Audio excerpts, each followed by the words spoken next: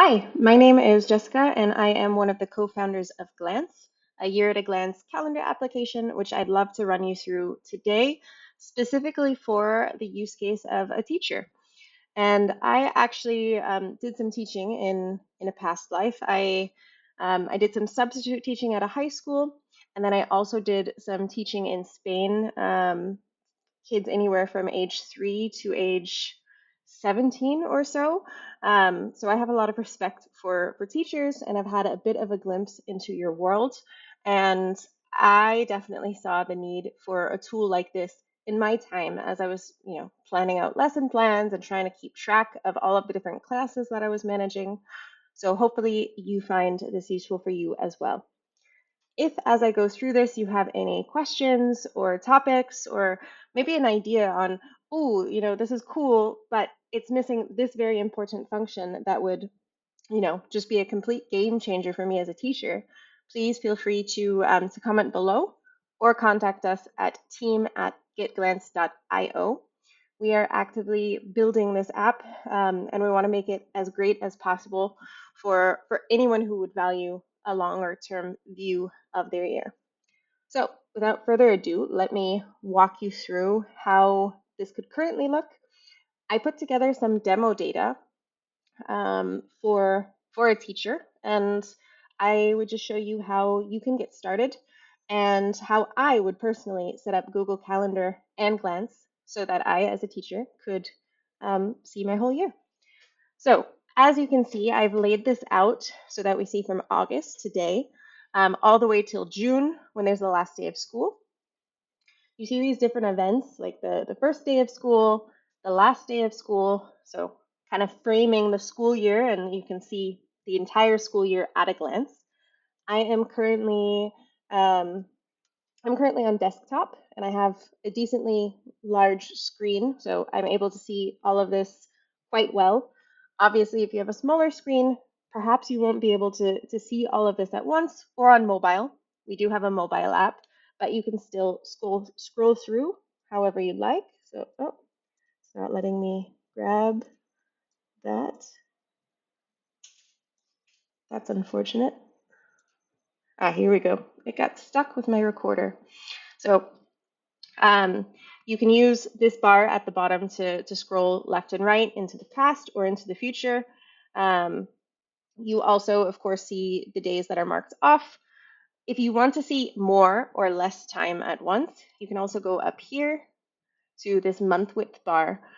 So it's a little slider, and it's completely customized to how you want and also your screen size. So if I want each of these months to be a bit wider, I just pull it out. And this helps me focus in, for example, on this specific quarter. Maybe I don't need to think about, next year. Or let's say I want to see even farther, actually. I can pull this all the way this way, and you see a ton at once. So obviously, this condensed view isn't for everyone, but it exists, and we can even see it into January 2028. So it's very flexible to however you want to set it up. My computer's being a little laggy today, which is unfortunate, but I'm going to push through anyway. So, another cool thing about Glance, if I may say so myself, is that you can decide what shows in this year view and what shows in the day view. So, of course, I'm focusing a lot right now on the year view. That's what makes it different. But we also have this day view. So you can basically just click on any day that you want, and it will show you your schedule for that day, similar to what you would see in Google Calendar. And this is synced to Google Calendar. It's a two-way sync. So any changes that I make in Glance will be updated in your Google Calendar almost simultaneously, and vice versa. You can also, for example, in fact, let me demo that for you here. So you see on the first day of school, I have my work block, and then I want to go for a run. I'm, preparing for a marathon, for example. Not really, that just sounds terrible in my opinion. So that was September 2nd. Let's take a look at September 2nd. This is the Google Calendar that is connected to this demo account. So yeah, we have work and a speed tempo run. So right now it's showing me 5:30 for that. I'm gonna say, you know what? I'm just going to be so stoked for the first day of school that I actually want to do this, first thing in the morning, let's say 6:30 a.m. to get me pumped and ready to go. So dragging and dropping. It will take a second to update, and my computer lag doesn't help, but I will buy a new computer soon. Now I come here. Let's open up and let Google actually, it did it. Did you see that? Now it says 6:30 a.m. So you can always trust between Google Calendar, which maybe you use in your day-to-day or have widgets on your phone. This will always stay up to date with your Glance calendar as well. So yeah, you can plan out your different events for the day or for the year. Another interesting thing that is unique to Glance is that you can decide what type of events you want to show in your day view and which ones you want to show in your year view. For example, you see here I have these two events, the run and my work block, along with the first day of school on the second. Yet when I look here, I only see first day of school. Why is that? Well, we came up with an interesting method. So here you have all of the different calendars that you have linked in Google Calendar. So just to show you what that looks like in Google Calendar, this. You can create them easily by just using this plus here. So add other calendars. You can create them, share with other people. So going back to Glance, once you create those in Google Calendar, they will show up here. So you see I have various different categories. And this allows me to say what types of events I want to see in the year view and which types of events I want to see in the day view. Things like this work block that I have on every work day and, like run 3 times a week would not be very helpful for me to see in my year view. It would get too cluttered. In fact, let me show you what that would look like.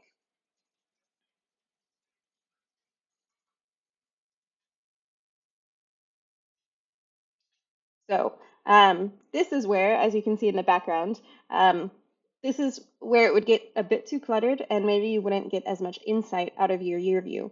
So this is why it's important to decide how you'd like to categorize your different events. Ideally, not everything should just go in one major category because then you won't be able to take advantage of this year and day view. So I'll just walk you through each calendar and a little bit about my reasoning about why I would put this in the year view or the day view or why not, specifically with the focus of a teacher. So day view, I actually keep everything on.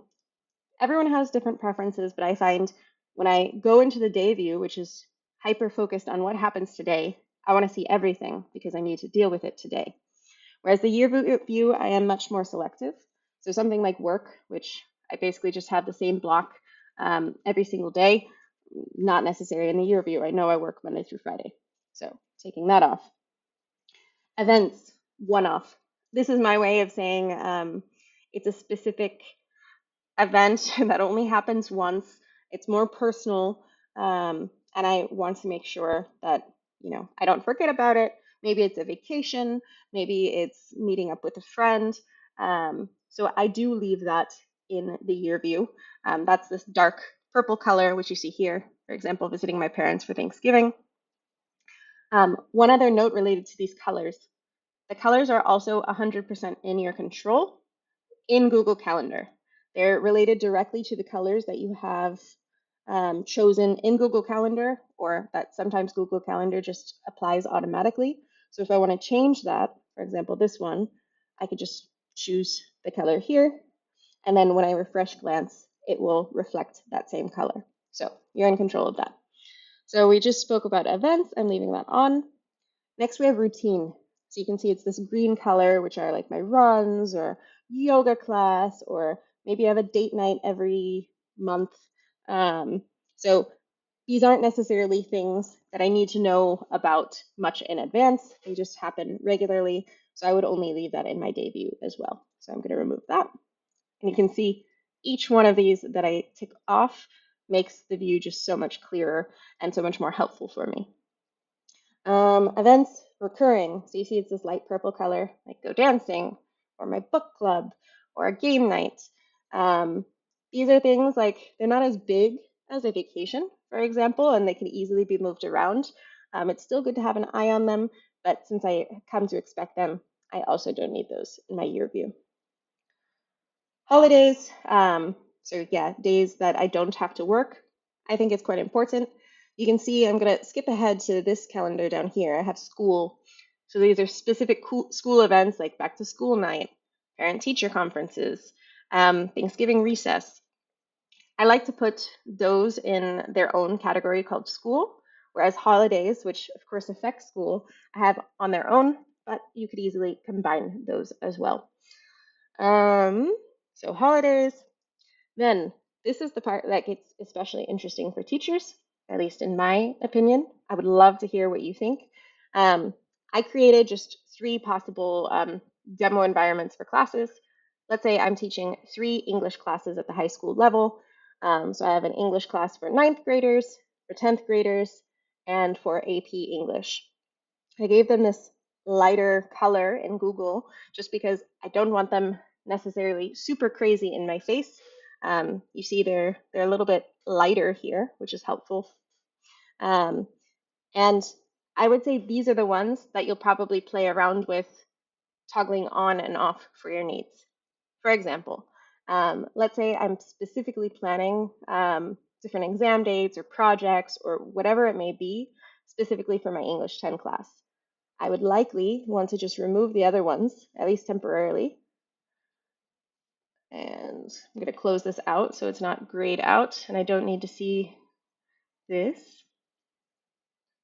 So now I see the major events, specifically for my English 10 class, combined with the major school dates, which are good to know because they, of course, affect, potentially when I would want to have an exam or a project due. And so, yeah, you see, okay, I have this literary analysis essay due, and then the next week an exam, or have this, or I have that. And you see how it aligns with or plays with the other major events you have at the school, such as winter recess or Thanksgiving recess, parent-teacher conferences, or back-to-school nights. So you can easily play around, add in different things, and also make sure that you're not filling each week with way too much that you're going to regret it later and wish you had spaced it out a bit more. So there's a couple different ways you can do this, of course, based on your own use case. I personally feel that it would be most helpful for me to split out each of my classes into their own calendar category. And then I'm going to activate these other ones now so you can see, like, now that they're all there, you see, okay, like this week, for example, has an exam, an essay due, another exam, and yet another exam. That's quite the week and lots of corrections that I would need to be doing. At least the next week is quite empty, but this is something where maybe if one class is going faster than you expect, or you have a little bit of flexibility, maybe you could move one of these things to the following week to space it out. And that would be a bit more difficult in a traditional calendar to be able to spot, because a traditional calendar, as you can see here, this is basically the widest or most zoomed out view in Google Calendar that still has events. It does have a year view, but in my opinion, it's basically useless because you just literally see the dates, you don't see your events there. So what use is that? That's the entire reason we created Glance. So, and yeah, if you're looking at October, it's hard to compare it with what's happening in November. You could flip back and forth, but why do that and put on extra mental load when you can just see everything really cleanly laid out here? So I went off on a bit of a tangent there. I'll just quickly jump on the other two. So school, as mentioned, I've listed out the main school events that I should be aware of. I think it's helpful to have that in its own category. And then birthdays. I originally had birthdays and holidays mixed together, but then I felt it got a bit confusing because, for example, you look here, Veterans Day is a day off. I don't want to go to work that day. But if it's the same color or in the same category as a birthday, that doesn't mean I have the day off. So that can be a little confusing. So just different reasons. Of course, you are open to categorize events any way that you want. As I mentioned, I personally would find the most value in separating out each of my classes into their own calendar category. But that's not the only way that you can do this. You can, of course, maybe you only teach one subject, but to different groups of students. And so in that case, it could make sense to have different calendar categories for maybe exams or projects or whatever else it might be that you feel deserves its own calendar category. So this is one suggestion, but I highly recommend that you play around with it and basically ask yourself, at what point would it be helpful for me to be able to, toggle this on or off to really zoom in on, a specific class or a specific type of event? So, yes, I think that was the majority of what I wanted to show you, specifically related to teachers. One other thing, in case it becomes useful for you, we have some different settings here. So something like align weekends. So it does what it says.